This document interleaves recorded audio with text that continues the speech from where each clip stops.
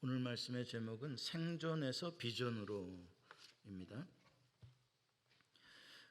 어렸을 적 우리가 부르던 동요 가운데 새신을 신고 뛰어보자 팔짝, 그 다음에 가사가 뭐죠? 머리가 어디 닿아요? 천정이 아니라 하늘까지 닿겠네. 새신을 신고 뛰어보자 팔짝, 머리가 하늘까지 닿겠네. 이런 노래를 부르던 아이들이 로켓을 개발해가지고 달나라를 가고 화성을 가고, 어렸을 적에 이 동심의 세계의 꿈은, 비전은 작은 동네에서 작은 집에서 살지만 그 꿈은 하늘까지 뛰어오르는 꿈인 것을 알 수가 있습니다. 대우그룹의 회장이었던 창업자였던 김우중 씨가 책을 한 권, 자서전적인 책을 남겼는데 제목이 세상은 넓고 할 일은 많다라는 말이었습니다. 우리가 한참 경제개발 5개년 계획을 2차, 3차 계속 해나갈 때 그 시절에 그렇게 발로 전 세계를 뛰어다니며 기업을 개척했던 그 사람의 이 철학입니다. 그 당시 우리 같은 후배들은 굉장히 거기에 도전을 받고, 그 도전에 세계는 넓고 할 일은 많다라는 이 글로벌 정신에 한국이 수출 대국이 되고 전 세계 이제는 어느 나라에도 한국이 가면 다 알아주는 그런 세계가 온 것입니다. 이 세상에 살아가는 생명체들 가운데 불쌍한 게 우물 안에서 사는 개구리입니다. 비록 개구리로 태어났어도 광활한 자연을 뛰노는 맛은 있어야 되지 않겠습니까? 근데 우물 속에서 있다가 거기서 죽어버리면 참 불쌍한 것이죠. 우리도 마찬가지입니다. 사람도 사람의 마음의 크기, 그릇의 크기가 자꾸 자기가 생활하는 공간의 크기로 축소되어지는 경향이 있어요. 내가 5평짜리 가게에서 일하면 내 생각도 5평밖에 안 되고 마음도 5평밖에 안 되고, 그게 이제 우리에게 있어서 가장 큰 도전이에요. 인생이 점점 줄어들고 그냥 생존을 위해서만 급급하는 그런 불행한 삶을 살게 되어지는 것이죠. 오늘 본문의 이야기로 돌아갑시다. 바벨론의 포로로 끌려간 유대인들의 이야기입니다. 여러분, 그들은 어떤 마음으로, 어떤 생각으로 살아갔을까요? 바벨론의 포로로 끌려가서 무려 50년, 70년의 세월이 지나갈 때 이미 예루살렘은 다 멸망당했고 나라라는 존재 자체가 사라졌고 다시 나라가 회복될 가능성은 1도 없는 그러한 절망의 시간을 30년, 40년, 50년, 70년을 살아간다. 무슨 생각을 하며 살까? 오늘 본문 4절에 보면 그 당시 사람들의 마음의 감정과 생각을 좀 알려주는 단어가 몇 개 나와요. 오늘 본문 4절에 보면 이런 말씀이 나오죠. 두려워하지 말라. 네가 수치를 당하지 아니하리라. 놀라지 말라. 네가 부끄러움을 보지 아니하리라. 네가 네 젊었을 때의 수치를 잊겠고 과부 때의 치욕을 다시 기억함이 없으리니. 여기에서 여러 가지 동의어로 나오는 단어들이 뭡니까? 두려움, 놀람, 수치, 부끄러움, 치욕. 이런 감정과 이런 생각으로 지금 포로 생활을 하고 있는 것입니다. 지금 이런 사람들의 생각 속에는 앞으로의 희망, 미래, 장차 더 좋은 일 이런 거 전혀 없습니다. 그냥 오늘 하루 감독자들에게 매 안 맞고 나에게 주어진 노동 감당하고 빵 하나 얻어서 오늘 하루 생존하는 게 그들의 전부입니다. 그런 사람들에게 오늘 본문은 그런 생존의 자리가 아닌 이제 소망과 비전의 세계로 나아오라 라고 말씀하고 있습니다. 1절 말씀을 같이 한번 읽어봅니다. 시작. 잉태하지 못하며 출산하지 못한 너는 노래할지어다. 산고를 겪지 못한 너는 외쳐 노래할지어다. 이는 홀로 된 여인의 자식이 남편 있는 자의 자식보다 많음이라 여호와께서 말씀하셨느니라. 아멘. 여기서 너 2인칭 단수인데 너는 누구를 말하는 것일까요?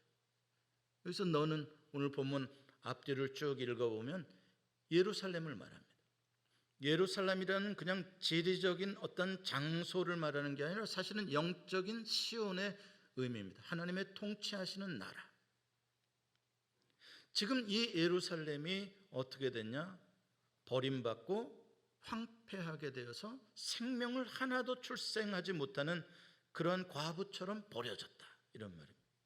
그런데 그 불행의 부끄러움과 수치 속에 살아가는 과부 같은 이 예루살렘 이스라엘에게 노래하라, 외쳐 노래하라 라고 말씀하고 있는 것입니다. 그럼 노래하기 전에 한번 우리가 왜 이들은 버림받은 과부처럼 되었나? 왜 여호와께서 그들을 버리셨나? 여러분, 성경에서 예수님도 그랬지만 이혼을 합법적으로 허락해 주는 한 가지 경우가 있습니다. 그것은 부부간에 한 사람이 간음했을 때입니다.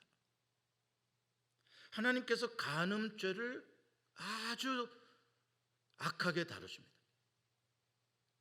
왜냐? 이 세상에 하나님이 가장 소중하게 생각하는 게 relationship, 관계입니다. 그 관계에 가장 거룩하고 가장 강력하고 가장 아름다워야 할 관계의 상징이 부부의 관계입니다. 혼인 관계입니다. 이것이 거짓이 되고 이것이 간음이 되어진다면 이 세상의 모든 관계는 다 깨어질 수 있는 겁니다. 그렇기 때문에 하나님은 이 혼인 관계 속의 정절을 그렇게 중요하게 생각하셨던 것이죠. 뿐만 아니라 하나님은 이스라엘을 아내로 생각한 것입니다.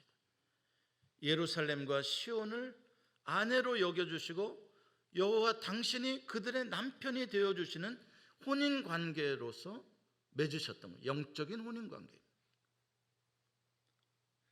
그런데 바로 이 예루살렘 이스라엘이 간음을 했기 때문에 하나님께서 파혼을 하신 것이죠. 이스라엘이 어떤 간음을 했습니까? 성경에 맹 기록된 내용들이 그런 내용들입니다. 구약 성경에 가나안 땅에 들어가서 바알을 섬기고 아세라를 섬기고 하던 그 모든 것들이 다 남편이신 여호와를 버리고 간음한 일들입니다. 이스라엘은 왜 그렇게 간음했습니까? 그런 남자들에게 가면 돈을 주니까 몸을 파는 거죠. 생존을 위해서, 더 많은 돈을 얻기 위해서 가나안 땅에 생존하려고, 그래서 돈을 준다니까 여호와를 버리고 그런 신들에게 가서 자기의 정조를 깨뜨렸던 것입니다. 하나님께서는 선지자들을 보내서 그들을 깨우치고 회개하고 하나님께로 돌아오라고 외치십니다. 심지어는 호세아 같은 선지자는 여러분 아시잖아요. 음탕한 여자인 고멜에게 가서 결혼을 하라 그럽니다. 그래서 결혼했는데 아이를 낳고도 이 여자가 또 간음하러 나갑니다. 그럴 때 하나님께서 너 그 여자를 또 찾아가서 다시 재결합하라. 이스라엘을 향한 하나님의 마음을 보여주고 있는 것입니다. 이와 같이 하나님은 그렇게 하나님의 사랑을 말해도 이스라엘은 끝까지 회개하지 않고 우리가 간음했나이다 라고 자기들의 죄를 인정하지도 않았습니다. 어떡합니까? 결국 하나님은 파혼 결정을 내리셨고 이스라엘은 바벨론의 포로가 되어 끌려가 파혼당한 과부로서의 수치를 당하게 된 것이죠. 그런데 그들에게 지금 노래하라라고 말합니다. 그것도 외쳐 노래하라. 쉬운 일이 아니죠, 노래한다는 게. 왜? 바벨론에서 하루하루 생존하기도 버거운데, 날마다 눈물인데, 절망인데, 누구는 노래가 싫어서 안 부르겠습니까? 노래 부를 줄 몰라서 안 부르겠습니까? 노래 부를 형편이 아니니까, 한숨 나오는 형편이니까, 눈물을 흘릴 형편이니까 노래를 안 하는 것이죠. 그런데 하나님께서는 노래부터 하라는 겁니다. 아무것도 변한 건 없는데. 왜요? 곧 장차 하나님께서 너를 위하여 놀라운 계획을 가지고 계시고 그것이 너에게 바로 열려질 것이니까 그 세계를 바라보고 노래하라 말씀하십니다. 여러분, 찬양은요 믿음에서 나오는 겁니다. 믿음이 없이는 진짜 찬양이 안 나와요. 한숨 나오는 것이죠. 자, 그렇다면 하나님께서 장차 무슨 좋은 소식을 주시려고 하시는가? 오늘 본문 1절 이후에 이제 쭉 나오는 이야기입니다. 1절에 보면 상징적인 표현을 합니다. 비유적인 표현이죠. 자식이 많아지게 될 것이다. 얼마나 많아지냐? 너는 지금 자식이 하나도 없지? 자식을 낳을 가능성도 없는 파혼당한 과부지? 그런데 지금 자식이 많다는 그 사람들보다 네 자식이 더 많아지게 될 거다. 그렇게 이야기를 하십니다. 오늘 본문 2절 3절 말씀 같이 한번 읽어보죠. 시작. 내 장막 털을 넓히며 내 처소의 휘장을 아끼지 말고 널리 펴되 너의 줄을 길게 하며 너의 말뚝을 견고하게 할지어다. 이는 내가 좌우로 퍼지며 내 자손의 열방을 얻으며 황폐한 성읍을 사람 살 곳이 되게 할 것임이라. 아멘. 자식을 얼마나 많이 주시려고 장막터를 넓히고 휘장을 넓히고 줄을 넓히고 얼마나 많이 주신다고요? 예루살렘 성으로도 감당할 수 없을 만큼 주신다. 그래서 어디까지? 열방에까지 채워지고 너희들이 모르는 열방에 사람이 살지 않는 황폐한 곳까지도 살게 되어지는 만큼 자식이 많아지게 될 것이다. 대단한 말씀입니다. 이 말씀을 읽으면서 창세기 15장에 아브라함에게 나타나셨던 여호와의 이야기가 생각이 납니다. 창세기 15장 아브라함에게 여호와께서 나타나신 때는 밤이었습니다. 밤에 아브라함은 근심 가운데 장막 안에서 어둠컴컴한데 잠을 못 누리고 뒤척이고 있습니다. 여호와께서 찾아오셨습니다. 내가 너의 상급이다. 지극히 큰 너의 복이다. 여호와께서 말씀을. 그러니까 아브라함이 삐져가지고 복은요 무슨 복? 나는 상속자도 하나 없지가 아들 하나도 없어가지고 지금 내 미래 내 상속자는 저 다메섹 이방인 엘리에셀 내 종이 상속자가 되게 생겼는데 무슨 제 여호와가 나의 복이면 뭐합니까? 나의 큰 상이면 뭐합니까? 그렇죠? 그러니까 여호와께서 뭐라 그럽니까? 15장 5절에 이렇게 말씀합니다. 같이 한번 읽어봅시다. 시작. 그를 이끌고 밖으로 나가 이르시되 하늘을 우러러 무뼈를 셀 수 있나 보라. 또 그에게 이르시되 내 자손이 이와 같으리라. 아멘. 여러분 보세요. 지금 아브라함의 이 고정관념, 이 패러다임, 이 굳은 절망의 생각, 이 생각을 하나님이 어떻게 고쳐주시는가? 어떻게 고쳐주세요? 밖으로 이끌어내요. 어디서? 밖으로 어디로 이끌어냈다는 거예요? 지금 아브라함이 어디에 있다는 거예요? 장막 안에, 그 몇 평 되는 그 캄캄한 가죽 장막 안에서 절망하고 있는 거예요. 그를 밖으로 끌어내서 야 고개 들어서 저 우주를 한번 봐라. 너 저 별들이 보이냐? 그걸 누가 지으셨어요? 하나님이 지으셨죠. 그걸 보라. 앞으로 네 자손이 저렇게 될 것이다. 여러분 우리가 무엇을 바라보느냐는 너무나 중요한 거예요. 그러니까 여러분 하루 종일 10평짜리 가게에서 일을 하는 한이 있더라도 아침 저녁으로 가게에 나와가지고는 하늘을 한번 보시라고. 예? 봄이 왔는지 여름이 왔는지 날이 좋은지 별이 떴는지 한번 보시라고. 미국에는 달도 크고 별도 밝습니다. 밝습니다. 얼마나 좀 보란 말이에요. 그러니까 우리가 자꾸 좁은 공간 안에서 자꾸 그렇게 생각하다 보면 자꾸 불가능한 것밖에 안 봐요. 나는 지금 나이가 많은데 어떻게 내가 아이를 낳나? 우리 아내는 이미 애를 낳을 수 있는 그런 생리적인 기간이 다 지났는데 어떻게 낳나? 하나님 밖으로 끌어내서 야 그런 자리에 앉아있지 마. 나와. 그리고 하나님은 말씀하신 대로 그대로 다 이루어 주셨어요. 감사하게도 아브라함은 그 하나님의 말씀을 믿었다 이야기를 합니다. 자, 그렇다면 왜 하나님의 시온을 향한 생각이 지금 바뀌신 겁니까? 전에는 파혼 증서 주고 버려버렸는데 왜 이제는 다시 재결합을 하고 수많은 자녀를 낳고 아름다운 열방의 세계를 하나님의 가정을 만드시겠다라고 왜 마음이 바뀌셨나요? 그 이유가 뭘까요? 그동안 어떤 일이 있었길래 하나님의 마음의 생각이 달라지셨을까? 전 묵상하는 가운데 두 가지 이유를 생각해 봤어요. 첫 번째 이유는 70년간이라는 이 고난의 시간입니다. 바벨론에 끌려가서 포로로 수치당하는 과부로 두려움 가운데서 살아가던 그 시간. 그 시간에 뭐가 일어났길래? 그 시간에 뭐가 일어났어요? 처음에는 굉장히 혼돈하였지만 점점 세월이 가면 갈수록 비록 그들의 몸은 고난 가운데 있었어도 그들의 영혼은 우리가 어쩌다가 이 타국에 와서 노예로 살게 되었는가를 생각하게 됐어요. 어쩌다가 이렇게 됐나? 그리고 하나님의 말씀, 모세의 오경, 특별히 신명기 이런 책들을 찾아서 회당에서 읽다 보니까 이미 하나님께서는 모세를 통해 가나안 땅에 들어가기 전부터 경고하신 게 있어요. 너희가 가나안 땅에 들어가게 되면 그 땅에 풍요의 신이라고 하는 바알도 있고 아세라도 있고 별의별 잡신들이 다 있다. 그런 것들 가서 섬기지 말고 다 부셔버려라, 찍어버려라, 불태워버려라. 그런 것들을 섬겼다간 너희 망한다. 그런데 우리의 조상들이, 우리들이 지난 몇백 년 동안 가나안 땅에서 하나님의 말씀을 어기고 바로 영적 간음을 했다는 사실을 바로 이 포로 기간 동안 깨닫게 되는 거예요. 그리고 회개하기 시작하는 것이죠. 우리가 잘못했습니다. 그래서 이 70년의 고난의 시간은 육체적으로는 고난이었지만 영적으로는 회복의 시간이요, 풀무불에서 정화되어지는 연단의 정화의 아름다운 시간으로 변했던 것이죠.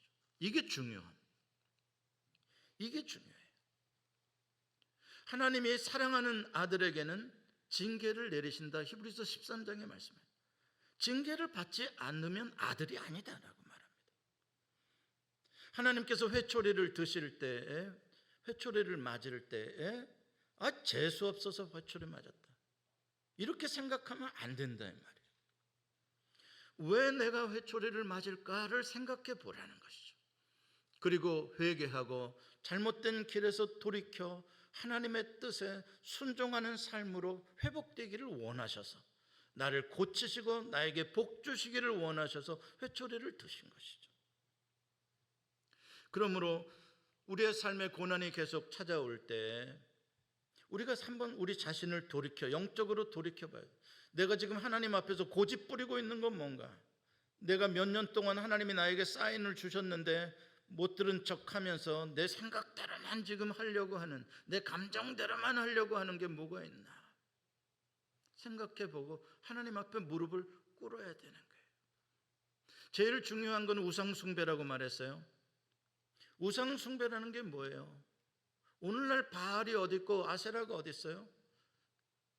여러분들이 가장 좋게 생각하는 거, 가장 귀하게 생각하는 거, 그게 바알이 될 수 있고 아세라가 될 수 있는 거예요.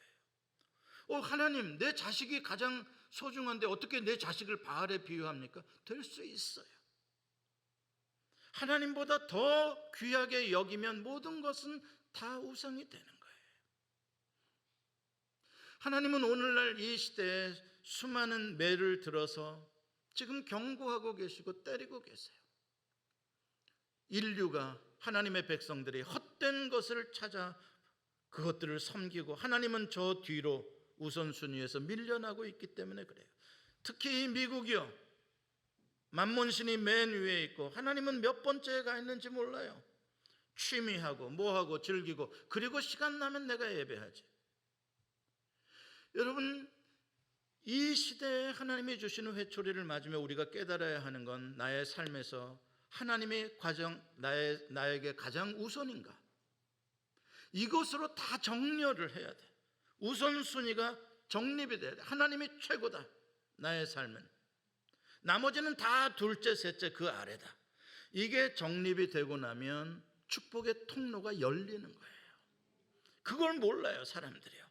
하나님을 뒤로다 놓고 복받기를 원해요. 죽으라고 일해요. 그러나 터진 웅덩이에요. 다시 하나님을 맨 우선으로 놔보세요. 하나님이 주시는 거예요. 성경에 나오는 많은 믿음의 사람들도 그들이 늘 잘해서만 복받은 게 아니에요. 그들도 잘못하고 실수할 때 많이 있었어요. 하나님을 우선하지 않을 때 많이 있었어요. 그때마다 매를 맞고 고난을 당했죠. 그런 때 그들은 고난 가운데서 여호와께로 회개하고 돌아오고 그랬기 때문에 하나님께서 그 다음에 성공과 승리를 주신 것이죠. 그래서 진짜 우리가 훌륭한 삶을 살려면 죄를 안 짓고 사는 것이 아니라 죄를 져도 하나님이 그래서 나를 때리셔도 그 고난을 우리가 잘 해석하고 고난을 잘 매니지한 사람은 그 다음에 더 아름다운 일이 펼쳐지는 거예요. 그래서 이 코비드 19이라는 고난의 시간도 마찬가지예요. 이 시간이 어떤 사람에겐 절망과 그야말로 인생이 끝나는 실패의 시간이 될 수 있지만 어떤 사람은 이 시간을 통해서 하나님께서 더 위대한 일을 펼치시는 준비 기간이 될 수가 있어요. 두 번째, 하나님께서 뜻을 돌이키신 이유가 저는 오늘 본문 앞뒤를 읽으면서 보니까 딱 53장 때문이라는 걸 알겠더라고요. 바로 알겠더라고요. 하나님이 왜 이렇게 마음을 돌이키셨나? 결정적인 이유는 다시 시온과 혼인하게 하신 결정적인 이유는 53장 때문이더라고요. 이사야 53장. 그러고 보니까 53장을 읽어보니 이게 복음 중에 복음이구나. 성경의 가장 중심이구나 라는 걸 금방 알 수가 있어요. 53장에 뭐가 있어요? 메시아 그리스도께서 우리의 모든 죄를 다 담당하시고 도수장에 끌려가는 어린 양처럼 우리의 죄값을 다 치르셨다는 거예요. 그게 53장에 나오는 고난당하는 메시아에 대한 예언의 노래예요. 우리가 그 패션 위크 때 고난 주간 때 많이 인용하는 말씀들이 바로 이 53장에 나오죠. 53장 5절 6절 말씀 같이 한번 읽어볼까요? 시작. 그가 찔림은 우리의 허물 때문이요 그가 상함은 우리의 죄악 때문이라. 그가 징계를 받음으로 우리는 평화를 누리고 그가 채찍에 맞음으로 우리는 나음을 받았도다. 우리는 다 양 같아서 그릇 행하여 각기 제 길로 갔거늘 여호와께서는 우리 모두의 죄악을 그에게 담당시키셨도다. 아멘. 그러고 보니까 이것은 단순히 역사적으로 주전 700년, 500년 전에 이스라엘 사람들에게만 준 메시지가 아니구나. 이거는 종말적으로 구원사적으로 장차 예수 그리스도를 통하여 인류의 모든 죄를 다 죄값을 사하시고 다시 이 인류의 남편이 되어 이 인류와 혼인하기를 원하시는 하나님의 패밀리를 만드시기 원하시는 하나님의 위대한 계획이고 꿈이다라는 것을 알 수가 있어요. 특별히 53장 10절 말씀은 이러한 예언이 있어요. 한번 같이 더 읽어봅시다. 시작. 여호와께서 그에게 상함을 받게 하시기를 원하사 질고를 당하게 하셨은즉 그의 영혼을 속건제물로 드리기에 이르면 그가 씨를 보게 되며 그의 날은 길 것이요 또 그의 손으로 여호와께서 기뻐하시는 뜻을 성취하리로다. 아멘. 예수 그리스도께서 속건 제물로 드리게 되면 예수 그리스도가 무엇을 보게 되실 거라고요? 예수 그리스도의 씨, 예수 그리스도의 후손, 자손들을 보게 될 것이다. 예수님이 창에 찔려 물과 피를 옆구리에서 흘리실 때 그 물과 피 속에 예수님의 생명의 하나님의 자녀의 씨앗이 땅에 심겨지는 것이고 그 보혈의 강물이 흐르는 곳에 예수님의 그 생명의 씨앗의 밀알들이 그곳에서 자라나기 시작해서 열방에 가득하게 될 것이다. 여러분도 그 씨앗 중에 하나요. 저도 그 씨앗 중에 하나요. 그 씨앗들이 하나님의 패밀리를 이루어 이 땅에 교회 공동체로 모이게 되어지는 그 꿈을 말씀하고 있는 것이죠. 그렇기 때문에 하나님의 패밀리가 아주 거대한 패밀리가 될 것이기 때문에 어떻게 하라? 집을 넓게 크게 져라. 내 장막터를 넓히며 내 처소의 휘장을 아끼지 말고 널리 펴되 너의 줄을 길게 하며 너의 말뚝을 견고히 할지어다. 자, 그렇다면 우리가 장막터를 얼만큼 넓히면 되겠습니까? 줄을 얼마나 더 늘리면 되겠습니까? 길이를. 여호와 하나님의 비전만큼입니다. 여호와 하나님의 비전만큼 넓히고 늘리고 펴라고 말씀하고 계십니다. 부활하신 예수님께서는 제자들에게 이 세상을 떠나시기 전에 비전을 주십니다. 하늘과 땅의 모든 권세를 내게 주셨으니 그러므로 너희는 가서 모든 민족으로 제자를 삼아. 사도행전 1장 8절에 또 보내십니다. 오직 성령이 너희에게 임하시면 너희가 권능을 받고 예루살렘과 온 유대와 사마리아와 땅끝까지 이르러 내 증인이 되리라.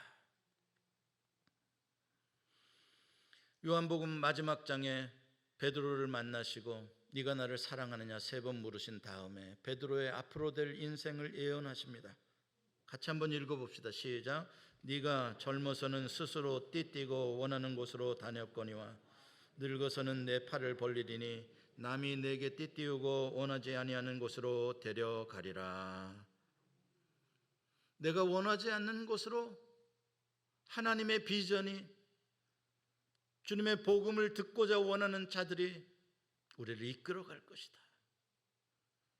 그렇기 때문에 우리는 신발을 갈아 신어야 되는 거예요. 그래서 하나님께 소명을 받는, 하나님을 만난 사람들에게 여호와께서 제일 먼저 말씀하시는 거, 모세에게도 떨기나무 불꽃 가운데 제일 먼저 말씀하시는 게 뭐냐? 네 발에서 신을 벗으라. 무슨 신인데요? 그게 모세의 라이프예요. 모세의 삶의 모든 히스토리예요. 그거 이제 여기서 끝내라. Your private life. 생존을 위하여 아둥바둥 두려움 가운데, 외로움 가운데, 수치 가운데 살던 삶, 그 신발이 이제 여기서 끝내라.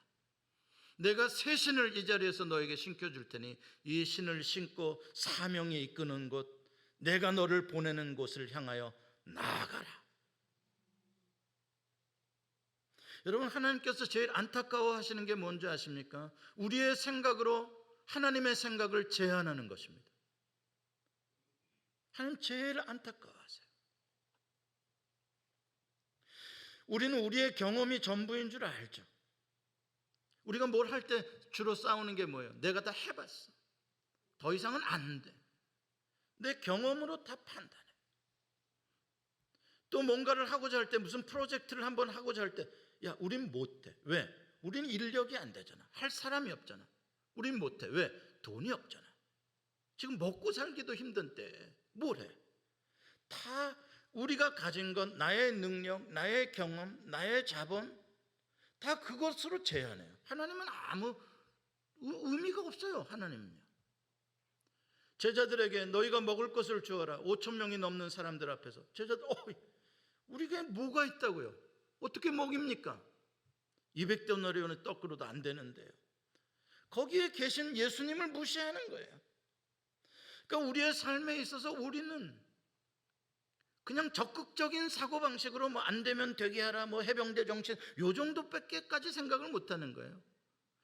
하나님의 정신, 하나님의 비전, 하나님의 능력, 하나님의 지혜, 그게 우리의 리소스예요.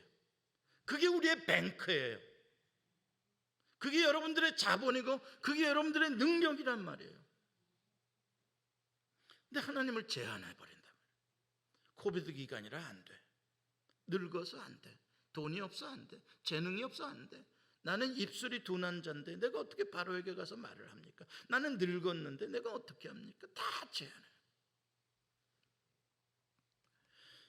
사랑하는 성도 여러분, 비록 우리가 5평 10평짜리 가게에서 일을 할지언정, 몸은 거기에 있을지언정, 우리의 생각은, 우리의 믿음은 그것보다는 커야죠. 아틀란타를 바라보고, 미국을 바라보고, 세계를 바라보고, 하나님이 지으신 우주를 바라봐야죠. 저는 얼마 전에 최근에 화성으로 보낸 로버트가 화성에서 찍어온 사진이라고 아주 희한한 약간 녹색빛이, 연분홍빛이 나는 무슨 돌 사진을 탁 이렇게 찍어온 걸 봤어요. 와, 화성이래. 화성. 경기도 화성이 아니고 화성이래. 그런 데가 있대. 거기에 이런 돌이 있대. 신기한 돌이. 무슨 말이에요? 자꾸 우리가 사는 이 공간 안에 하나님을 제한하지 말라는 말이에요. 크고 놀라운 세계가 우리가 선교사를 화성으로 파송할 날이 있을지 who knows?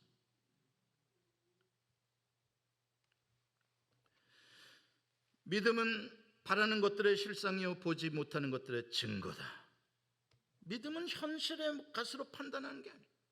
하나님 말씀하시면 그게 우리의 비전이고 그게 우리에겐 보이는 거고, 그러니까 노래할 수 있는 거고 찬양할 수 있는 거예요.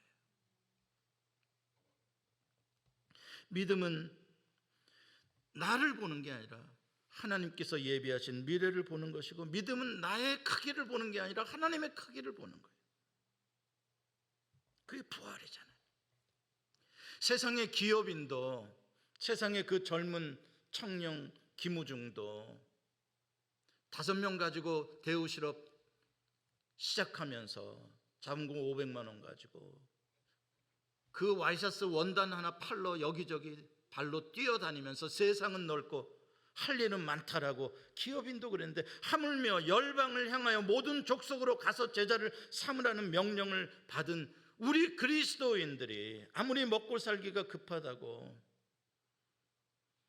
우리의 마음을 밴댕이 속처럼 좁게 해서야 되겠습니까?